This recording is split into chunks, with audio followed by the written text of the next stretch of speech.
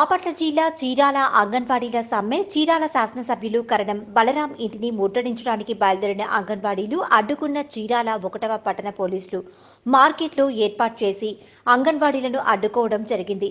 అంగన్వాడీలు మాట్లాడుతూ నెల రోజుల నుంచి అంగన్వాడీలు నిరుత్సాహంగానే ఉన్నాము, కానీ ప్రభుత్వం మొండి వైఖరి చూపిస్తోంది. మా డిమాండ్లు నెరవేరే వరకు ఇలాగే కొనసాగిస్తూనే ఉంటాం. అలాగే ప్రభుత్వం దిగి వచ్చేంత వరకు మా పోరాటం కొనసాగిస్తామని వారు స్పష్టం చేశారు. ఈ కార్యక్రమంలో అంగన్వాడీలకు సిపిఎం నాయకులు వసంతరావు మద్దతిచ్చారు.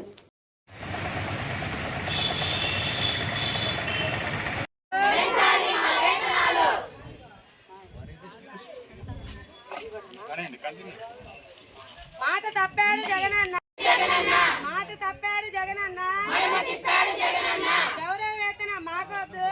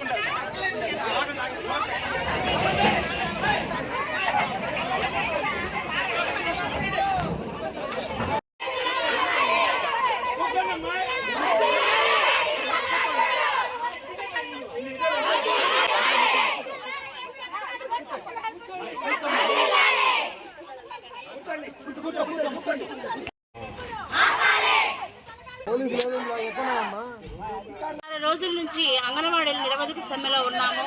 కానీ ఇంతవరకు ప్రభుత్వం మొండి వైఖరిగానే ఉంది. ఒక్కదానికి కూడా మాకు సమాధానం చెప్పలేదు.